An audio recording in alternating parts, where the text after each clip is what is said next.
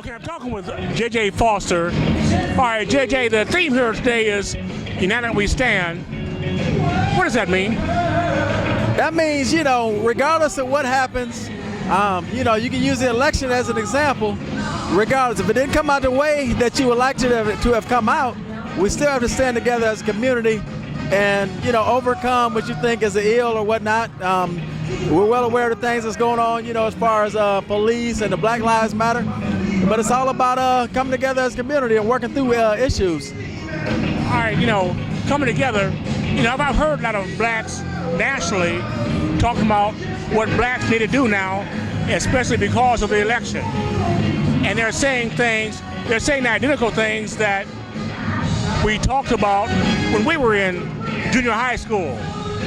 So if they're saying the same things that should have been done in the 60s and 70s, what happened? Did the blacks fall asleep at the wheel?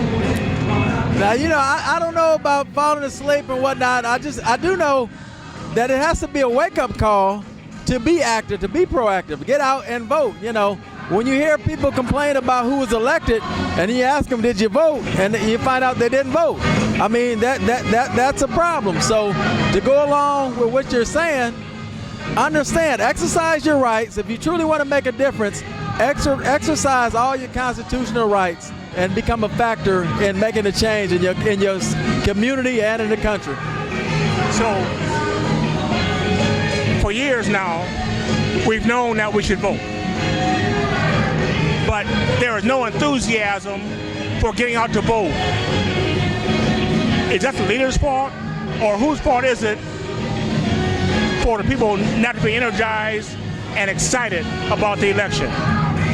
I deal with a lot of youth, and in talking to a lot of the young people that are eligible to vote nowadays, they all feel that their vote doesn't count. It doesn't matter. And when you talk about a race that was as close as this, and actually in the last couple of years, all votes do matter. I mean, I had a talk with some adults actually who were contemplating. They didn't like either candidate and said they weren't going to vote, and it wasn't going to matter in our state.